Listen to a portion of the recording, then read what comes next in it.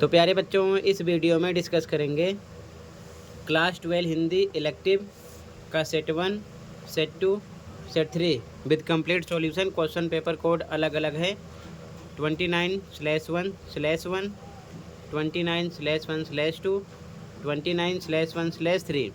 तीनों सेट अलग अलग हैं।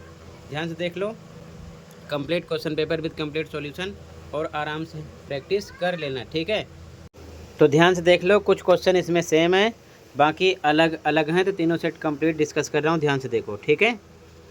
जैसे कि फर्स्ट क्वेश्चन है सेट 1 का गद्यांश। यहाँ पर सौरमंडल में पृथ्वी ही एकमात्र ऐसा ग्रह है।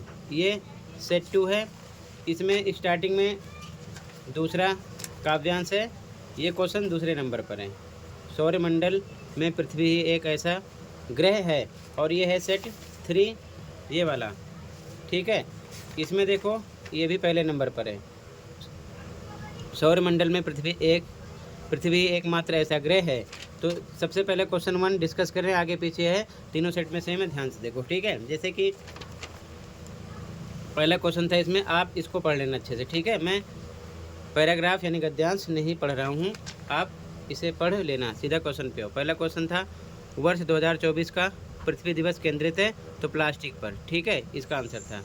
गद्यांश में प्रयुक्त सभी लोग जाग जाएं का आशय है तो पृथ्वी की रक्षा के लिए सचेत हो जाएं, ठीक है। Complete paper with solution discuss करेंगे, ध्यान से देखो, ठीक है।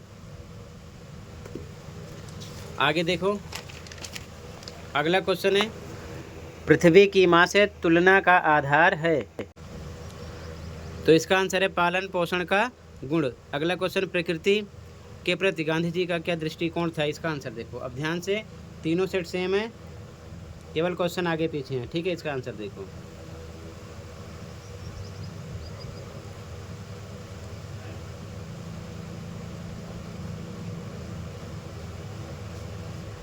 ये इसकी आंसर की है, ठीक है बच्चों, ध्यान से देखो, ये इसकी आंसर की है।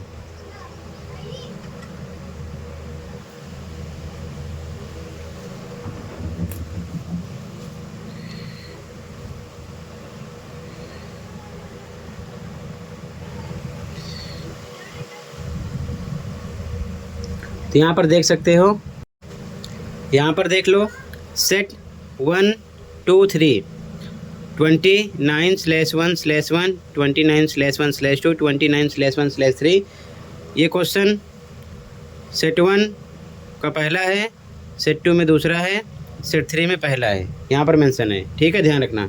तो फर्स्ट, सेकंड, थर्ड का आंसर हो गया था। फोर्थ का आंसर ये है प्राकृतिक संपदा आने वाली पीढ़ियों की अमानत, पहला पॉइंट हो गया। दूसरा पॉइंट है भावी पीढ़ियों को साफ सुथरा पर्यावरण प्रदान करना वर्तमान पीढ़ी का दायित्व। तीसरा पॉइंट प्रकृति का अंधाधुंध दोहन नहीं बल्कि उसका संरक्षण करना। चौथा पॉइंट प्रकृति से ज़रूरत पूरा करने भर ही लेना, ठीक है, ज़्यादा नहीं लेना। ये पॉइंट है, कोई दो इसमें लिख सकते थे, ठीक है। किसके आंसर में? चौथे के आंसर में। अगला क्वेश्चन है बढ़ती हुई आबादी के कौन कौन से दुष्परिणाम सामने आ रहे हैं, ठीक है, इसका आंसर देखो। तो पहला पॉइंट है पृथ्वी का वातावरण दिन प्रतिदिन दूषित होना, ये पॉइंट हो जाएगा। दूसरा प्राकृतिक संसाधनों के अविवेकपूर्ण दोहन से जैव विविधता को भारी नुकसान, 2 पॉइंट इसके हो गए, ठीक है। अगला क्वेश्चन है गैर नवीकरणीय ऊर्जा और नवीकरणीय ऊर्जा के बीच अंतर को उदाहरण सहित स्पष्ट कीजिए, ठीक है, इसका आंसर देखो। इसका आंसर है गैर नवीकरणीय ऊर्जा सीमित संसाधन है, जैसे कोयला, तेल, प्राकृतिक गैस आदि, और नवीकरणीय ऊर्जा प्राकृतिक संसाधन है, जैसे सौर ऊर्जा, पवन ऊर्जा, जल विद्युत आदि। इससे अलग भी आप लिख सकते थे, ठीक है। अगला प्रकृति की रक्षा प्रत्येक मनुष्य के लिए क्यों आवश्यक है, इसका आंसर देखो। इसका आंसर है धरती पर जीवन बनाए रखने के लिए आवश्यक है, ठीक है। तो ये फर्स्ट का आंसर हो गया, ठीक है, तीनों सेट में, ध्यान से समझना। अब आ जाओ सेकंड पर, ठीक है।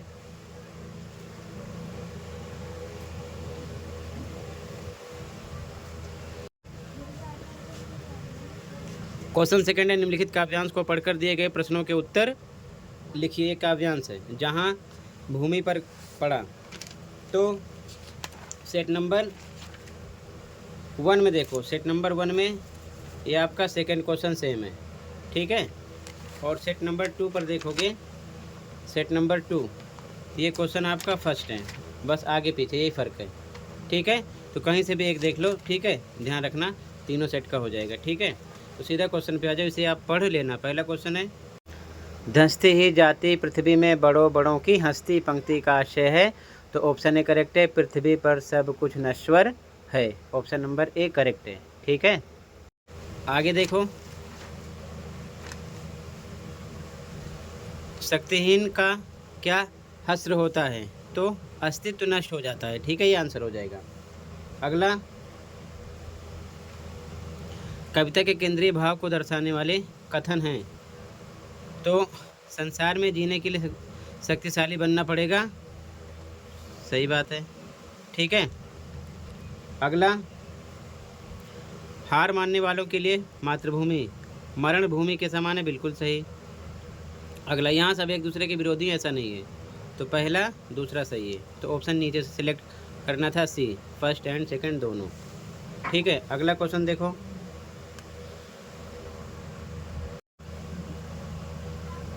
अगला क्वेश्चन है, अपने को विद्रोही कौन और क्यों मानते हैं? तो इसका आंसर है नंबर 1 पेड़, ठीक है। दूसरा, विपरीत परिस्थितियों को अपने अनुकूल बना लेना, ये चीज़ें हमको विद्रोही बनाती हैं, ठीक है। अगला, इस काव्यांश के माध्यम से क्या सीख दी गई है? इसका आंसर देखो, 5वें का। पहली सीख है, सत्ता शक्ति धन आदि सब नश्वर होना यानी नश्वर है। अगला, शक्तिहीन का नष्ट होना तय है। अगला, प्रतिकूल परिस्थितियों में अडिग बने रहना। अगला, भावी पीढ़ी को अपने जीवन से प्रेरणा देना। कोई 1-2 पॉइंट लिखना था इसमें से, ठीक है। अगला क्वेश्चन है, गुरु गर्जना करने वाले बादलों का वृक्षों के मस्तक पर अभिषेक करना क्या दर्शाता है? सॉल्यूशन देखो, तो इसका आंसर है पुरुषार्थी साहसी संघर्षी व्यक्तियों का विरोधी शक्तिशाली व्यक्तियों द्वारा भी सम्मान, ठीक है। ये 5वें का आंसर हो जाएगा, ठीक। तो सेकंड भी क्वेश्चन कंप्लीट हो गया। आगे आ जाओ थर्ड पर, ठीक है। अब थर्ड क्वेश्चन देखो ध्यान से, अभिव्यक्ति और माध्यम वाला, ठीक है का। ये क्वेश्चन थर्ड है सेट 1 का। देखो सेट 2 में ये क्वेश्चन कहाँ पर है? सेट 2 में 5वें नंबर पर है, ठीक है। पत्रकारिता की भाषा में मुखड़ा किसे कहते हैं? जनसंचार के माध्यम आपस में प्रतिद्वंदी नहीं, बीट किसे कहते हैं? बीट किसे कहते हैं, ठीक है। और सेट 3 में ये क्वेश्चन आपका चौथा है, पत्रकारिता की भाषा में मुखड़ा किसे कहते हैं? जनसंचार के माध्यम आपस में प्रतिद्वंदी नहीं, बीट किसे कहते हैं, ठीक है। तो ध्यान से देखो, आगे पीछे है बस। पहला क्वेश्चन है, पत्रकारिता की भाषा में मुखड़ा किसे कहते हैं? तो इसका आंसर है समाचार का सबसे पहला और महत्वपूर्ण हिस्सा, जिसे इंट्रो भी कहा जाता है। कम शब्दों में घटना की आकर्षक जानकारी, ये 2 पॉइंट हो जाएंगे इसके आंसर में। अगला, जनसंचार के माध्यम आपस में प्रतिद्वंदी नहीं है बल्कि एक दूसरे के पूरक और सहयोगी हैं, सिद्ध कीजिए। इसका आंसर है जनसंचार के विभिन्न माध्यम प्रिंट, रेडियो, टेलीविज़न, इंटरनेट की अपनी अपनी खूबियाँ और कमियाँ। दूसरा पॉइंट, सबका एक ही लक्ष्य, लोगों को नवीनतम, अद्यतम और सटीक जानकारी शीघ्र उपलब्ध कराना, ये इसका आंसर हो जाएगा। अगला, बीट किसे कहते हैं? उदाहरण सहित स्पष्ट कीजिए। तो आंसर है बीट, संवाददाताओं के बीच उनकी रुचि और ज्ञान को ध्यान में रखकर किया गया काम का बंटवारा बीट है। उदाहरण, खेल के क्षेत्र में रुचि व जानकारी रखने वाला संवाददाता अपने शहर या क्षेत्र में होने वाली खेल गतिविधियों की रिपोर्टिंग के लिए जिम्मेदार व जवाबदेह होता है, ठीक है ना। ये इसका आंसर हो जाएगा। अगला क्वेश्चन देखो, चौथा, 60 शब्दों में आंसर देना। समाचार पत्र, पत्रिकाओं, दृश्य श्रव्य माध्यमों की तुलना, खोजी रिपोर्ट। तो देखो ये क्वेश्चन सेट 3 में कहाँ पर है? ध्यान से देखो, 6ठे नंबर पर है, ठीक है। सेम है, देखो सारे क्वेश्चन का खा गा, ठीक है। और सेट 2 में देख लो कहाँ पर है? 6ठे नंबर पर है, ठीक है। समाचार पत्र, पत्रिकाओं में दृश्य श्रव्य खोजी रिपोर्ट, ठीक है। तो ध्यान से देख लो, तीनों के आंसर एक साथ, ठीक है। तो पहला क्वेश्चन था समाचार पत्र पत्रिकाओं में विभिन्न विषयों और क्षेत्रों से संबंधित जानकारी को क्यों शामिल किया जाता है। इसका आंसर देखो, इसका आंसर है पहले का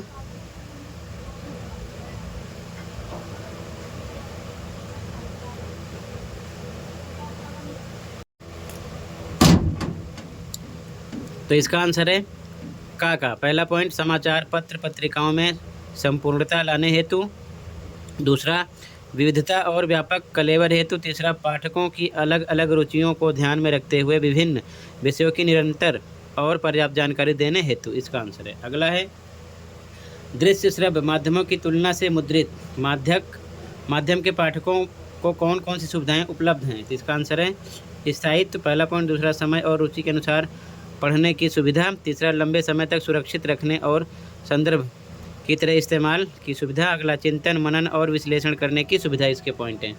अगला क्वेश्चन का है खोजी रिपोर्ट और इन डेप्थ रिपोर्ट में क्या अंतर है। तो खोजी रिपोर्ट देखो, खोजी रिपोर्ट मौलिक शोध और छानबीन के द्वारा सार्वजनिक तौर पर अनुपलब्ध सूचनाओं और तथ्यों को प्रकाश में लाने वाली रिपोर्ट है, जैसे किसी भी क्षेत्र में होने वाले भ्रष्टाचार, अनियमितताओं और गड़बड़ियों को प्रकाश में लाने वाली खबर। और इन डेप्थ रिपोर्ट क्या है, सार्वजनिक तौर पर उपलब्ध सूचनाओं और तथ्यों की गहरी छानबीन कर किसी घटना, समस्या या मुद्दे से जुड़े महत्वपूर्ण पहलुओं को प्रकाश में लाने वाली रिपोर्ट है, ठीक है। इसके बाद में अगला क्वेश्चन, छठा क्वेश्चन देखो ध्यान से, यहाँ पर रचनात्मक लेख लिखना है, ठीक है।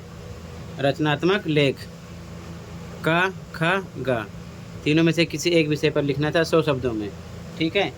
और इसमें देखो ध्यान से, सेट नंबर 3 में कौन सा क्वेश्चन है। सेट नंबर 3 में ये है रचनात्मक लेख, ये छठे नंबर पर क्वेश्चन है, ठीक है। सेट नंबर 2 में, सेट नंबर 2 देख लो, सेट नंबर 2 में ये क्वेश्चन कहाँ पर है। ये क्वेश्चन है, ध्यान से देखो, 5वें नंबर पर, सॉरी 3रे नंबर पर है, ठीक है, ठीक है। अब ये आपको अपने अकॉर्डिंग लिखना है, क्योंकि इसका आंसर मेंशन नहीं होता। रचनात्मक लेख जैसे लिखते हैं उसी हिसाब से आपको लिखना पड़ेगा। कोई एक टॉपिक पर आपको नंबर मिल जाएंगे, इसीलिए यहाँ पर भी फॉर्मेट बताया रहता है कि विषय वस्तु का 3 नंबर मिलेगा आपको। भाषा, अगर आपने सही से हिंदी का इस्तेमाल किया है 1 नंबर, प्रस्तुति अच्छी है तो 1 नंबर, ठीक है, तो 5 नंबर हो जाते हैं, ठीक है। तो यहाँ पर इस प्रकार से मेंशन किया गया, क्योंकि ये सब बच्चों के दिमाग के हिसाब से अलग अलग होगा, ठीक है। आगे देखो, इसके बाद में अगला क्वेश्चन है, 5वें क्वेश्चन के बाद में छठा क्वेश्चन, 60 शब्दों में आंसर देना है। चित्रकला, संगीत कला या नृत्य कला, फिर नाटक के मंच निर्देश, फिर कहानी में पात्रों का चरित्र चित्रण। देखो ध्यान से, सेट नंबर 3 में क्वेश्चन कहाँ पर है। ये क्वेश्चन है 3रे नंबर पर, ध्यान से देख लो, चित्रकला, नाटक के मंच, कहानी में पात्रों का चित्रण। और सेट नंबर 2 में देखोगे तो सेट नंबर 2 में ये 4थे नंबर पर है, सेम, चित्रकला, नाटक के मंच, कहानी के पात्रों का चरित्र चित्रण, ठीक है, ये यहाँ पर है। तो ध्यान से देख लो एक साथ, ठीक है, आराम से प्रैक्टिस कर लेना। तीनों सेट इसीलिए दिखा रहा हूँ क्योंकि बच्चे कंफ्यूज होते हैं ना कि अलग अलग सेट होता है, सारे क्वेश्चन अलग हो जाते हैं, इसीलिए। तो पहला क्वेश्चन है, चित्रकला, संगीत कला या नृत्य कला की तरह कविता लेखन की कला सिखाई क्यों नहीं जा सकती, स्पष्ट कीजिए। तो इसका आंसर है पहला पॉइंट, कविता अनुभूतिजन्य नैसर्गिक अभिव्यक्ति, पहला पॉइंट होगा। दूसरा, अन्य कलाओं की तरह कविता लेखन में बाह्य उपकरणों यानी कि रंग, पूंची, कैनवास, वाद्य यंत्रों की आवश्यकता नहीं होती। तीसरा, कविता लेखन हेतु देखने की नवीन दृष्टि, पहचानने और प्रस्तुत करने की कला यानी प्रतिभा प्रकृति प्रदत्त, जिसे अभ्यास से केवल निखारा जा सकता है, ठीक है।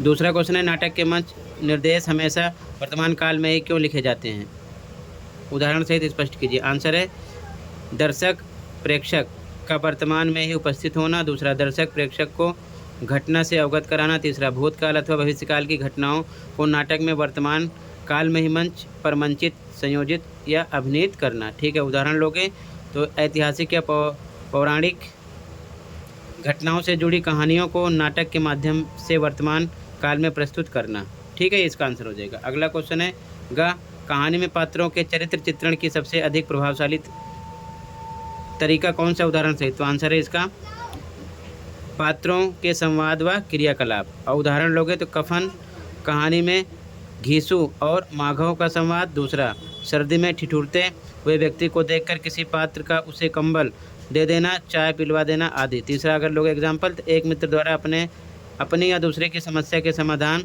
के लिए अपने किसी तीसरे मित्र के पास जाना। ठीक है, इसका आंसर हो जाएगा। अगला क्वेश्चन नंबर 8 फिर से एक काव्यांश है। ठीक है, ध्यान से देख लो। यहाँ पर पुलकी शरीर संभा भय ठाढ़े। अब देखो ये इस सेट में कहाँ पर है, सेट नंबर 2 है ना। सेट नंबर 2 में ये क्वेश्चन है आपका क्वेश्चन नंबर 9। ठीक है, क्वेश्चन नंबर 9 है। और सेट नंबर 1 में, सॉरी सेट नंबर 3 में ये क्वेश्चन है आपका क्वेश्चन नंबर 8। ठीक है, क्वेश्चन नंबर 8 है, बाकी सेम है, ध्यान से देखो। ठीक है, तो सीधा क्वेश्चन पे आ जाओ। पहला क्वेश्चन है, कबहू न कीन्ह मोर मन भंगु पंक्ति के माध्यम से राम के प्रति भरत के किस विश्वास का परिचय मिलता है। तो राम उनका मन नहीं तोड़ेंगे, इसका अर्थ है। ठीक है, तो यहाँ पर केवल थर्ड सही है, थर्ड ऑप्शन लेंगे, बाकी तीनों नहीं है। अगला, राम की किस प्रकृति का वर्णन यहाँ किया गया है। तो कृपापूर्ण। ठीक है, अगला असर्सल रीजन वाला क्वेश्चन है। तो भरत ने राम के सम्मुख कभी मुंह नहीं खोला, सही है। शिष्टाचार की परंपरा रही है कि बड़ों के सामने विनम्रता का व्यवहार किया गया, सही, यही कारण था कि मुंह भी नहीं खोला, तो डी लगा देंगे। कथन कारण दोनों सही है, कथन कारण की व्याख्या है। ठीक है, अगला, भरत ने राम के स्वभाव की किस विशेषता का उल्लेख किया है। तो अपराधी पर भी क्रोध न करने की। अगला, पुलक शरीर संभा भय ठाढ़े पंक्ति के माध्यम से किसकी मनोदशा का वर्णन किया गया है। तो भरत की। ठीक है, अब इसके बाद में अगला क्वेश्चन 8 है। यहाँ पर काव्य खंड पर आधारित है, 40 शब्दों में आंसर देना 2 के। तो बच्चों ये क्वेश्चन केवल सेट 1 में है, सेट 2 में अलग है। ठीक है, इसका देखो आंसर पहले ध्यान से। ठीक है, क्वेश्चन नंबर 8 में क्वेश्चन नंबर का है, ये का आंसर है, पॉइंट है, और क्यों का आंसर है। फिर खा क्वेश्चन है तोड़ो कविता वाला, ये खा का आंसर है।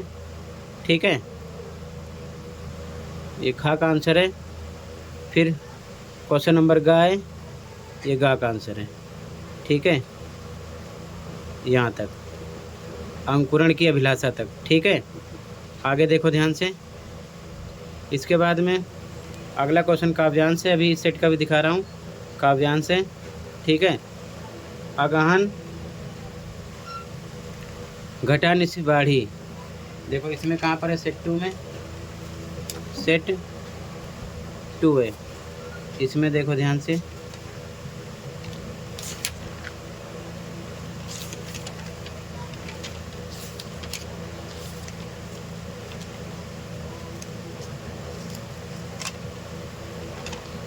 ये क्वेश्चन अलग है इसमें भी। ठीक है, इसमें नहीं है, सेट 2 में नहीं है। सेट 3 में देखो, सेट 3 है ये।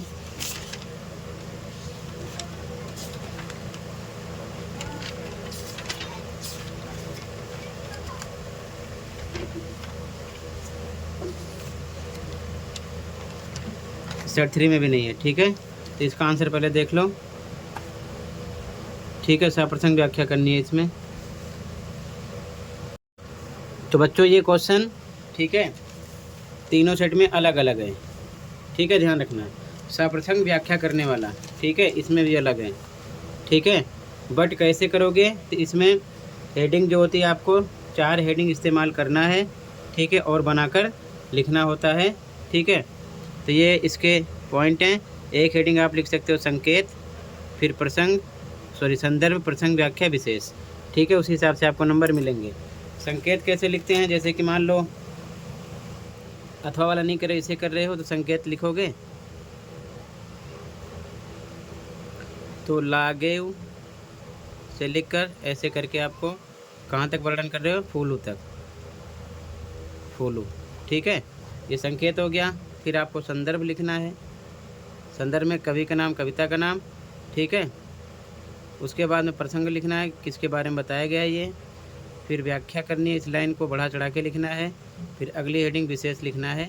विशेष में इसमें मान लो गेय पद का प्रयोग है, इसमें सरल सहज भाषा का प्रयोग है, व्याख्यात्मक शैली का प्रयोग है, ऐसे पॉइंट बना के, ठीक है। ये हेडिंग ध्यान रखना है, ठीक है। तो इस हिसाब से आपको नंबर मिलेगा, ठीक है। अब इसके बाद में पहले सेट 2 देख लो। सेट 2 इसका क्वेश्चन नंबर 7 क्वेश्चन आंसर वाला, ठीक है, काव्यखंड वाला, इसमें अलग है, ठीक है। फिर सेट 3 का भी दिखा रहा हूँ।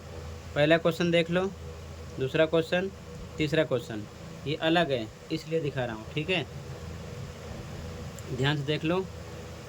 सेट 2 का आंसर है ये, ठीक है। तो क्वेश्चन नंबर का है सेट 2 का, ध्यान से देखो 7 का। तो 7 में का आंसर है यहाँ से लेके यहाँ तक, ठीक है। मैं बोल नहीं रहा हूँ, ध्यान से देख लो, ठीक है, यहाँ से यहाँ तक। फिर खा क्वेश्चन है, खा का आंसर भरने और खाली होने के लिए यहाँ से लेके यहाँ तक लिखना है। फिर गा क्वेश्चन का आंसर यहाँ से लेके यहाँ तक है। ध्यान से देख लो, पढ़ लेना, ठीक है। अलग अलग है सेट 2 का ये, ठीक है। 7 में का, खा, गा का आंसर है, ठीक है। 7 का हो गया। अब देखो इसमें 8 का मैंने आपको बताया, 8 में भी सप्रसंग व्याख्या करना है, तो सेम मैंने बता दिया, ऐसे पॉइंट का इस्तेमाल करके लिखना है, सेट 2 का है, ठीक है। इसके बाद में क्वेश्चन नंबर 9 देख लो। यहाँ पर काव्यांश को पढ़कर आंसर देना है, ठीक है ना, सेट 2 में। ये क्वेश्चन सेम है, ये अभी हो गया, ठीक है, इससे पहले कर लिए हो, ठीक है। अब आगे देखो ध्यान से। सप्रसंग व्याख्या के बाद में फिर से आपको 8वां क्वेश्चन जो मिलेगा, यहाँ पर आपको काव्यांश पढ़कर उपयुक्त विकल्प का चयन करना है, ठीक है। तो ये सेट 3 का है, ठीक है, जो कि हो गया है सेम ये, ठीक है, अभी आपने किया था ये। अब इसमें देखो क्वेश्चन नंबर 9 चेंज था, ठीक है, काव्यखंड वाला। तो इनके आंसर देख लो ध्यान से, सेट 3 का। फिर सेट 1 पे पहुंचेंगे, इसीलिए सबको मैं साथ साथ दिखा रहा हूँ कि आपको कन्फ्यूज़न ना हो, ठीक है। क्वेश्चन नंबर 9 का आंसर देखो।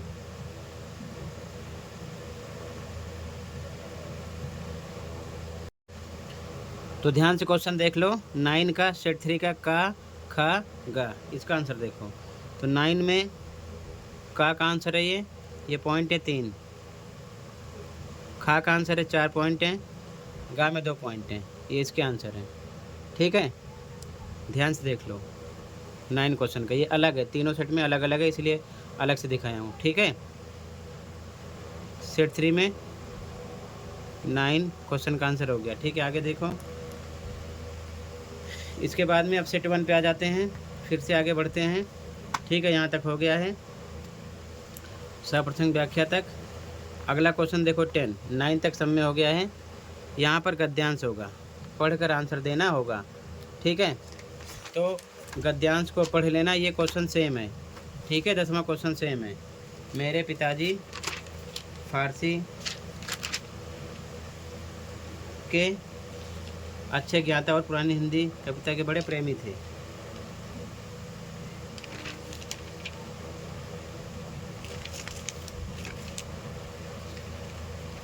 इसमें ये सेट नंबर 3 है, इसमें ये क्वेश्चन आपका 11 पर है। मेरे पिताजी फारसी के अच्छे ज्ञाता, ठीक है, सब कुछ सेम है।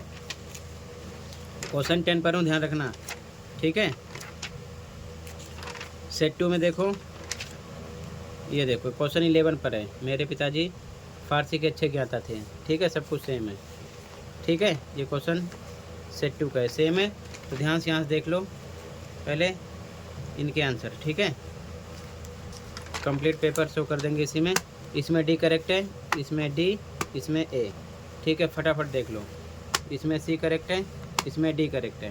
क्वेश्चन 11 पर आ चुके हैं, ठीक है। गद्य खंड पर आधारित प्रश्न, ठीक है। परिवेश का व्यक्तित्व निर्माण हरगोविंद समझिया था, विस्थापन के विरोध में पेड़ों का सूख जाना।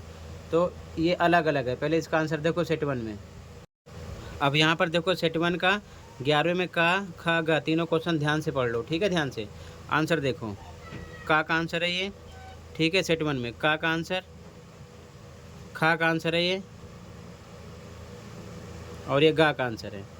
सेट 1 में कंप्लीट हुआ, क्योंकि तीनों सेट में क्वेश्चन अलग अलग है, ठीक है। यहाँ पर पॉइंट फिनिश हुआ है, ठीक है, क्लियर है। इसके बाद में आगे देख लो। तो सेट 1 में बच्चों 11वां क्वेश्चन अलग था, सेट 2 में भी, सेट 3 में। तो सेट 2 का देखो सबसे पहले, ठीक है ना क्वेश्चन आंसर। सेट 2 में 12वां क्वेश्चन देखो ध्यान से, ये अलग है तीनों सेट से। क्वेश्चन देख लो ध्यान से, इसका आंसर देखो ताकि आराम से तैयार कर लो, ठीक है। सेट 2 है, ध्यान रखना। क्वेश्चन तीनों पढ़ो, का, खा, गा, ठीक है। तो 12वां क्वेश्चन का आंसर सेट 2 का देखो, ध्यान से देखो, ठीक है। 12वें में का आंसर है, ये सभी पॉइंट हैं, फिर ये 2 पॉइंट हैं खा में और ये 2 पॉइंट हैं गा में, ठीक है, ठीक है। ये सेट 2 का आंसर हो गया, ठीक है। ध्यान से देखो, सेट 2 का आंसर है ये का, खा का और ये गा का। अब यहाँ से 12वां सेट 3 का स्टार्ट हो रहा है, क्योंकि ये भी अलग है। तो सेट 3 देख लो सबसे पहले, ये है सेट 3।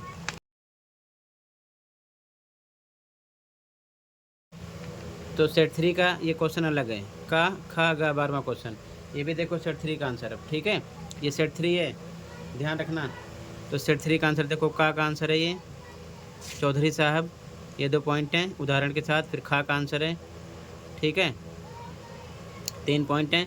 फिर गा का आंसर है 4 पॉइंट हैं, ठीक है। गा, खा, का, सेट 3 में 12वां क्वेश्चन है, ठीक है। आगे देखो ध्यान से, इसके बाद में सेट 1 पे आ जाओगे तो 11वें क्वेश्चन के बाद में देखो ध्यान से, यहाँ पर सप्रसंग व्याख्या करनी है गद्यांश की, ठीक है। चॉइस है, कोई एक करना है, ठीक है। ये भी सबका अलग अलग है, सेट 2 का भी अलग है, ठीक है। ये सप्रसंग व्याख्या जो करना है गद्यांश की, ये सबका अलग अलग है। ये देखो सेट 2 में ये अलग है, ठीक है, चॉइस वाला भी अलग है। और सेट 3 में भी ये अलग है, ठीक है, सप्रसंग व्याख्या सेट 3। तो ये अलग है, ये अलग है, ठीक है। सप्रसंग व्याख्या करने वाला क्वेश्चन जो है अलग अलग है, ठीक है। तो कहने का मतलब अलग अलग है, लेकिन आपको एक ही जैसा करना है हेडिंग का इस्तेमाल करते हुए, ठीक है। तो कैसे करोगे, हेडिंग देख लो एक बार। पहली हेडिंग संकेत लिख सकते हो, ठीक है। उसके बाद संदर्भ, फिर प्रसंग, व्याख्या, विशेष, यही हेडिंग का इस्तेमाल करके आपको इनके आंसर देने हैं, ठीक है।